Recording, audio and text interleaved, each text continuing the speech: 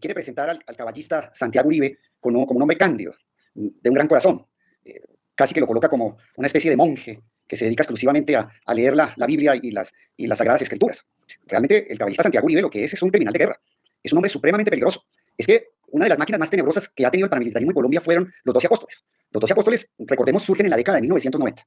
En la década en que empieza a fortalecerse el paramilitarismo en Colombia, y uno de los grandes líderes políticos que ayudó a impulsar el paramilitarismo en Colombia pues fue Álvaro Uribe.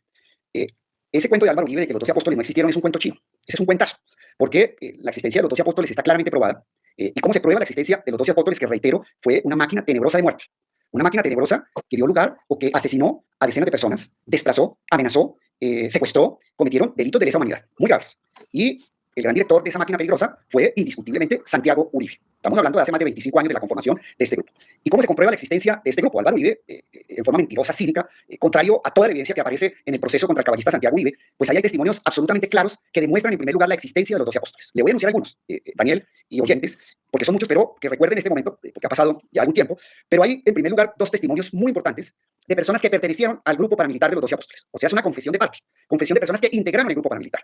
Estoy hablando de dos oficiales de la policía que trabajaban en Yarumal y que fueron parte del grupo de los 12 apóstoles. ¿Quiénes son?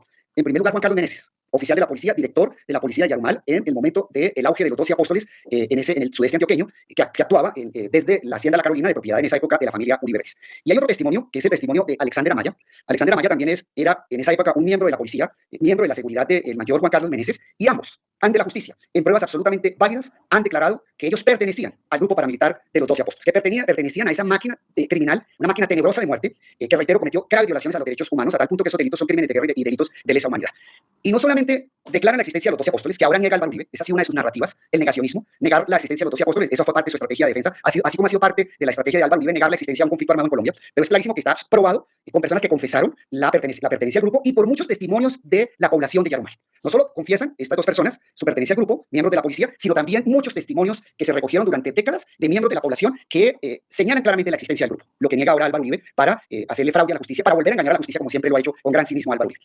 Pero no solamente estos testimonios que estoy mencionando, para dar un ejemplo, de Alexander Amaya y Juan Carlos Meneses, producidos lícitamente en escenarios nacionales e internacionales desde hace mucho tiempo, no solamente aceptan la existencia de los 12 apóstoles y la pertenencia al grupo, sino que claramente señalan que el director de los 12 apóstoles, el jefe criminal de los 12 apóstoles de esa empresa criminal conjunta, era Santiago Uribe Vélez. Entonces, mire cómo las mismas evidencias, y yo no hablo con la retórica cínica de Álvaro Uribe, sino que le muestro al público en Colombia, a la ciudadanía, las evidencias que existen en ese proceso.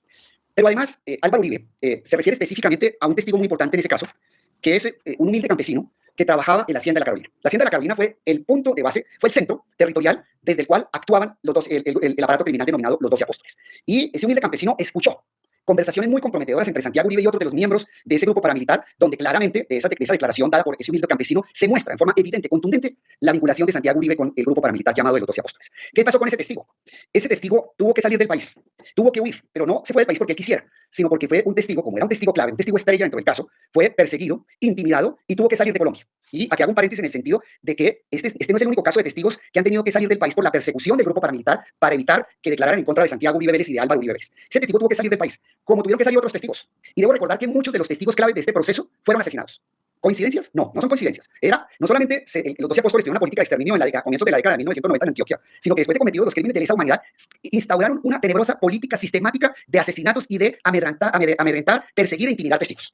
Entonces este testigo tuvo que salir del país. Ahora Uribe, en una táctica vieja, trata de decir que ese testigo no es creíble porque él lo trata de esquizofrénico. No es la única vez que Uribe trata de decir que los testigos en su contra son esquizofrénicos, locos, dementes, inimputables, porque es un modus operandi de Álvaro Uribe tratar de enfermos mentales a algunos de sus testigos, un modus operandi que ya desenmascaró la Corte Suprema de Justicia cuando le dictó la detención a Álvaro Uribe por un delito conexo precisamente con todos estos delitos de lesa humanidad. Y ese testigo pues tuvo que salir del país y Medicina Legal dijo que ese testigo era totalmente lúcido, que era un testigo que tenía toda la capacidad para hacer las declaraciones y que sí, que ese testigo lo que tenía era un estrés postraumático ocasionado por la persecución de la estructura paramilitar que lo intimidó, que lo sacó del país. Entonces, ahí hay otra falsedad de Álvaro Uribe. Que existan discordancias o pequeñas contradicciones en un testigo, eso es absolutamente razonable frente a la teoría de la percepción.